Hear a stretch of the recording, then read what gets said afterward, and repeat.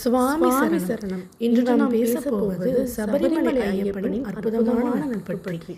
அது இந்து முஸ்லிம் மத நல்லிணக்கத்திற்கான மாபெரும் சின்னம்.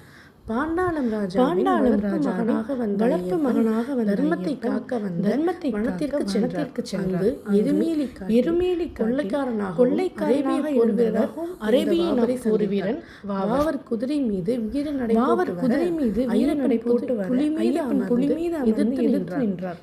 இருவர் அம்புகளுடன் தீவிரமாக சண்டையிட்டனர். நாட்களாக யாரும் ஜெயிக்கவே முடியவில்லை. இறுதியில் ஒருவர் வீரத்தை போரை நிறுத்தி கட்டி தழுவினார். வாவர் ஐயப்பனின் விசுவாசமான நண்பனானார்.